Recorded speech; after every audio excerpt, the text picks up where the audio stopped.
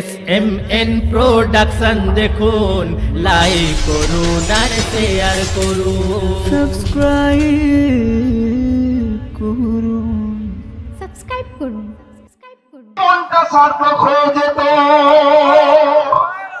আজ শুধু নামটা দেখে যে মহব্বত আমার এসেছে, আমি যদি কোলে পেতাম, আমায় যদি মা বলতো, আমি না, আমার জীবনটা ধন্য হয়ে যেত।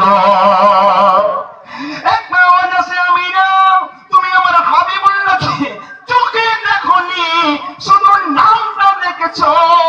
নামটা দেখে আজকে যে মোহাম্মত দেখালে, যে ভালোবাসা দেখালে, এই ভালোবাসাতে আমি আল্লাহ পাক বড় খুশি হয়ে গিয়েছি। আমি আল্লাহ ঘোষণা দিয়ে দিলাম, আমার হাবিবুল্লাহকে আমি যখন দুনিয়ার জমিনে পাঠাবো, আমি আল্লাহ তোমার গর্ভে জন্ম দিয়ে আমি আল্লাহ পাক আমার হাবিবুল্লাহকে দুনিয়ার আলো আমি দেখাবো। আহা, এ হলো সেই আমিনা। ভাইরে আমার, বলতে বলতে অনেক বড় হয়ে যায়, কিন্তু আমি কিছু কথা আমি আপনাদের বলেছি, শর্টকাটে কিছু কিছু কথা বলবো, যে কথাগুলো আপনাদের অনেকের অজানা রয়েছে। এখন বলুন, বিয়েতে বিসমিল্লাহ, এই যে বিসমিল্লাহির রহমানির রহিম, আমরা তো সহজ ভাষায় একটা বুঝি, শুরু করতা হু আল্লাহ के नाम से जो बड़े मेहरबान और रहमत वाला है, তাই না? আচ্ছা বলুন, এই আর বিসমিল্লাহ কেউ যদি তরজমা করে, আল্লাহ বলছেন तमाम পৃথিবীর দরিয়াকে যদি কালি করা হয়, तमाम পৃথিবীর গাছকে যদি কলম করা হয়, তার বর্ণনা করে শেষ করা যাবে না। হ্যাঁ কিনা বলেন? আরে সমুদ্র, সমুদ্র, এই সমুদ্র থেকে ছোট্ট ছোট্ট কিছু কথা আমি আপনাদের বলবো। আমার অনেক যুবক ভাইরা এসেছেন, যারা আমাকে ফরমাইশ করেন, আমি যেখানে যাই আমাকে বলেন বিভিন্ন রকম অনুরোধ, হুজুর এই ক্যাসেটের ওইটা বলবেন, ওইটা বলবেন। আমি বললাম যে দেখো, ক্যাসেট তো তোমরা ক্যাসেটের কথা বললে ইউটিউবে গিয়ে এসএম নজরুল ওয়াজ এই বিষয়ে সব পেয়ে যাবে। আজকে একটু নতুনত্ব আসো, যেগুলো ক্যাসেটে হয়নি সেই ধরনের আমি বলবো, তাই কানে ভালো লাগবে না? আসলে যে কথা বলছিলাম মুহাব্বত রাসূল, আসলে মুহাব্বত আমাদের মধ্যে নেই, তাই ইসলামের এই অবস্থা। একটা জায়গায় আমরা জানি যে ইন্না দীনা ইনদাল্লাহিল ইসলাম, ইসলাম হচ্ছে ধর্ম, যদি থাকতে হয় তো সর্বশ্রেষ্ঠ ধর্ম হলো ইসলাম। এটা আমি বলেছি, এটা আমার বাপ বলেছে, এটা আমার নবী বলেছে, এটা আল্লাহ ডাইরেক্ট ঘোষণা করে দিয়েছেন। কি ভাই, আমরা কিন্তু কোন ধর্মকে ছোট করছি না, আল্লাহ পাক টার্গেট করে দিয়েছেন ইন্না দীনা ইনদাল্লাহিল ইসলাম। ইসলাম হচ্ছে শান্তির ধর্ম, ইসলাম হচ্ছে প্রেমের ধর্ম, ইসলাম হচ্ছে ভালোবাসার ধর্ম। তাহলে সবকিছুর মূলে ভালোবাসা, মহব্বত। এই মহব্বত না হতি তো কুছ ভি না হতা। আসলে মহব্বত কি জানেন? মহব্বত তো আমরা করতে পারি না, আসলে মহব্বত করেছেন সাহাবায়ে কিরাম যারা ছিল, আমার নবী পাককে তারা মহব্বত করেছে। কি বলেন? আচ্ছা বলুন, এখানে যারা যারা আছেন, আপনারা নামাজ পড়েন আর নাই পড়েন, রোজা রাখেন আর নাই রাখেন, একটা কথা কিন্তু আপনারা সবাই জানেন, ইনশাআল্লাহ মুসলমান ছেলে হলে সে কমসে কম কলমাটা জানবে। ঠিক কিনা বল? কিছু জানুক আর না জানুক, কুল আল্লাহু আহাদ আল্লাহুস সামাদ, এটা সে জানবে। কি কিছু জানুক আর নাই জানুক, সে জানে আমার নবীর নাম মুহাম্মদ সাল্লাল্লাহু আলাইহি সাল্লাম, এটা সে জানবে। আচ্ছা, তার সঙ্গে আরেকটা নাম জানে সবাই, আবু জেহেলকে চিনে। কি? আচ্ছা, আবু জেহেল কি করে এত ফেমাস হলো বলুন তো? আচ্ছা, আমি যদি কোনো ভাইকে বলি, ভাই একটা দিন আপনি আবু জেহেলকে দাওয়াত করে খাওয়ান, কেউ রাজি হবেন? কেন রাজি হবেন না? আপনার সঙ্গে কিসের দুশমনি বলুন? আপনার কি ছাগলের ঠ্যাং ভেঙে দিয়েছে? আপনার কি ছেলের ঠ্যাং ভেঙেছে? আপনার দুবিঘে জায়গা হরণ করে নিয়েছে? তাহলে এত হিংসা কেন?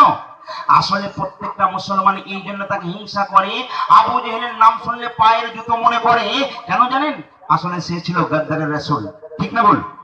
সে নবীর দুশমন ছিল বলে, তাই তামাম পৃথিবীর মুসলমান আবু জেহেলকে পায়ের জুতো মনে করে। বলুন, কিন্তু বলুন অন্যদিকে এই যে কালো কুৎসি বিশ্রী, যার ঘর ঠিকানা ঘর দোর কিছুই নেই, রাস্তার ভিখারি, রাস্তার কাঙ্গাল, যার নাম হলো হযরতে বিলাল।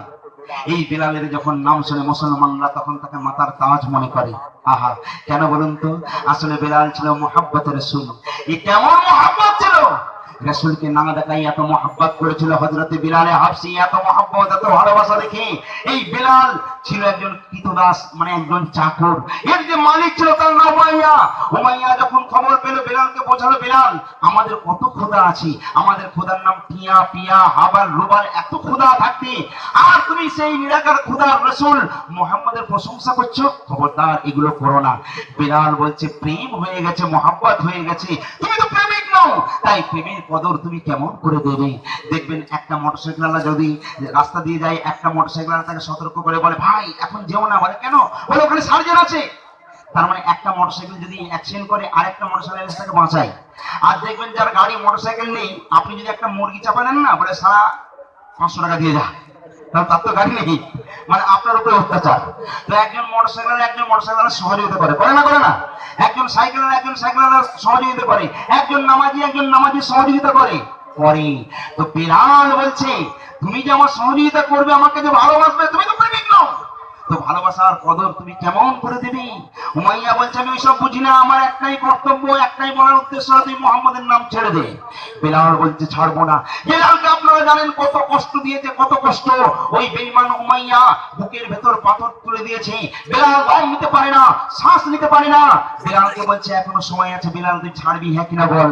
বিলাল বলছে উমাইয়া তুমি মনে করলে আমার জান কতল করে দিতে পারো, আমার প্রাণ নিয়ে নিতে পারো, কিন্তু আমার দিলের জিকির তুমি কাটতে পারবে না। জোরে বলুন সুবহানাল্লাহ। এইবারে উমাইয়া বিলালকে এত মার ভাইরে আমার, এই যে নবীর আশিক, নবীকে যে মোহাব্বত করে, নবীকে যে ভালোবাসে, এটাও আমার রাসূলের অজানা নেই। আজকে আমরা একটা জিনিস বুঝি না, আমরা যখন হ্যালো করি ছেলে আমার সৌদিতে সঙ্গে সঙ্গে কথা হয় না ভাই, আমার রাসূলের সঙ্গে কথা হবে। আমার রাসূল মদিনায়, রাসূলকে যদি সালাম দিই, মদিনায় শুয়ে শুয়ে সালামের জবাব দেয়। সেই রাসূল কি জানতে পারে না যে বিলাল রাসূলকে মোহাব্বত করে? জানতে পেরে আবু বকরকে বলছে আবু বকর যাও গো যাও। এই ঘটনা এখন যেটা বলছি ইনশাআল্লাহ আমি চ্যালেঞ্জ করছি, যদি শোনেন চোখের পানি রাখতে পারবেন না, একটুখানি শুনুন কোন আপনাদের ঘটনা বলছি। বিশেষ করে যারা আলেম ভাই রয়েছেন তারাও শুনুন কি ঘটনার দিকে আমি যাচ্ছি। ভাইরে আমার, এই হযরতে বিলাল হাবশির জন্য হযরতে আবু বকরকে পাঠানো হলো। আবু বকর এসে বলছেন উমাইয়া,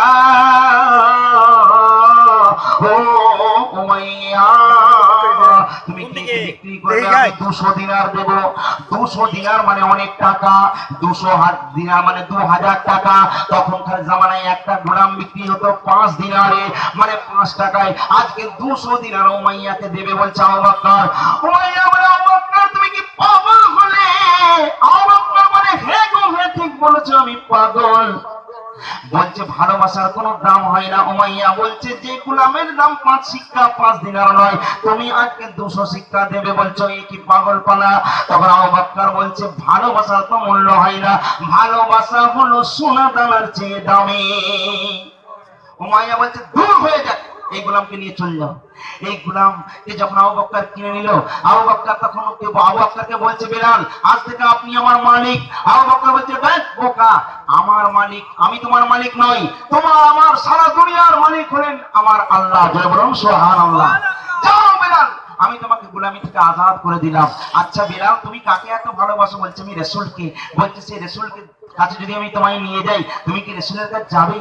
আচ্ছা বলুন, একটা ছেলে যদি একটা মেয়েকে ভালোবাসি, মনে হয় আমার ওই ভালোবাসার মহিলাকে পেলে আমার জিন্দগিটার কিছুই প্রয়োজন নাই, কিন্তু তাকে যদি না পাই সারা দুনিয়া তার কদমে দিয়ে দিলে সে যেন কিছুই পেল না, এইরকম মনে হয়। আর নবীর সঙ্গে মোহাব্বত, এই কোন মোহাব্বত? বিলালে হাবশি আবু বকর বলছে বিলাল তুমি কি রাসূলের কাছে যাও? বিলাল হাউ হাউ করে কেঁদে বলে আমার রাসূলকে আমি পাবো, কোথায় পাবো? বলে চলো। আবু বকর নিয়ে গেল। আল্লাহর রাসূল দূরে বসে রয়েছেন। ভাইরে আমার বিলাল যখন দেখে ইয়া রাসূলুল্লাহ ইয়া হাবিবাল্লাহ বলে ছিটকে পড়ে। কেমন পড়ে? যেমন নাকি লোহা, মানে চুমুক নিয়ে গিয়ে লোহার টুকরার কাছে রাখলে ওই টুকরাটা সাত করে যেমন আকর্ষণ করে, সেই রকম বিলাল ছিটকে গিয়ে রাসূলের পাক কদমে পড়ে। রাসূল বলে বিলাল এই জায়গায় নয় রে বিলাল, এই জায়গায় তোমার স্থান। বিলালকে বুকে তুলে নিল আমার রাসূল। বিলাল এত ভালোবাসতো, আমার রাসূল বিলালকে ভালোবাসতো। যখন নামাজ গোপনে হতো ওমরে ফারুক যখন ইসলাম গ্রহণ করার পর যখন ঘোষণা হলো নামাজ প্রকাশ্যে হবে, কিন্তু জামাতের সময় লোককে একত্রিত করা যায় কি করে? কেউ কেউ বলল ঘন্টি বাজাও, কেউ কেউ বলছে দামামা। জিবরিল আমিন এসে বলে ইয়া রাসূলুল্লাহ এইগুলো নয়, আল্লাহ পাকের হুকুম আযান বন্ধ করুন, আল্লাহর নাম বলন্দ করুন। সঙ্গে সঙ্গে রাসূল, অনেক সাহাবী ছিল, আচ্ছা বলুন ভালোবাসা কেমন? আমি যদি কাউকে ভালোবাসি, আমি কথা বলতে বলতে বারবার আমার চোখটা সেই দিকে চলে যাবে, হ্যাঁ কিনা বলো? আমার রাসূল কোন দিকে নজর গেল না, নজর চলে গেল বেলালের দিকে। বেলাল, ও আমার বেলাল, যাও যাও বেলাল আযান দাও। কোথায় আযান দেবে? বলুন এই পৃথিবীর মধ্যস্থল হলো কাবা, মানে মধ্যখানে হলো কাবা। এই কাবাকে আমরা সবাই সম্মান করি। আমরা পূর্ব দিকে আছি, পশ্চিম দিকে মুখ করে নামাজ পড়ি। যারা পূর্ব দিকে আছে কাবা পশ্চিমে, তারা এই দিকে মুখ করে নামাজ পড়ে। গোল হয়ে কাবা, এই কাবার ছাদে বেলালকে উঠতে বলে দেয় রাসূল। সঙ্গে সঙ্গে বেলাল উঠে গেল। বেলালকে বলল বেলাল আযান দাও। বেলাল বলে ইয়া রাসূলুল্লাহ হুজুর, আজ কাবাকে সারা দুনিয়া সম্মান করে, আজকে আমি বেলাল কাবার ছাদে, আজকে আমি আযান দেব। আমি তো ছাদের উপরে, আমি দেব তো আমি কোন দিকে মুখ করে আযান দেব? রাসূল বলে বেলাল, কাবার কাবা মুস্তাফাকে দেখো আর আল্লাহর নাম বলন্দ করো। বেলালে হাফসি উঠে বলছে, কি বলছে জানেন? হাইয়া আলা সালাহ,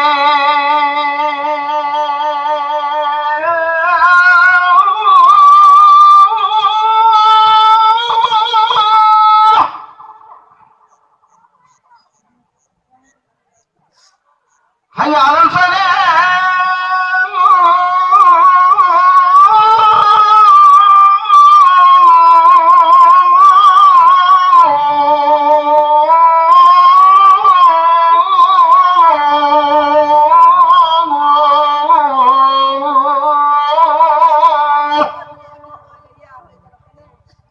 বেলালে হাফসি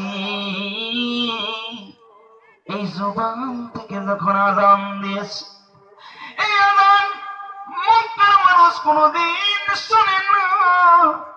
আজকে বেলাল যখন আল্লাহর নামের প্রতিধ্বনি দিল, একজন নয়, দুজন নয়, ওই কাবার চারিধারে হাজার হাজার মক্কার মানুষ, শুধু পুরুষ নয় গো, নারী নয়, সমস্ত শিশুরা পর্যন্ত বল হয়ে ঘিরে বেলালে হাফসির আযান শুনতে থাকে।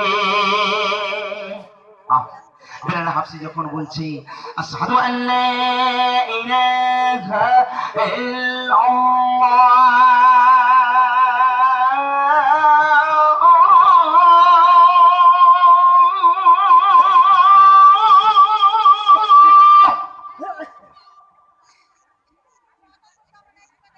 আশহাদু আন্না মুহাম্মাদার রাসূলুল্লাহ,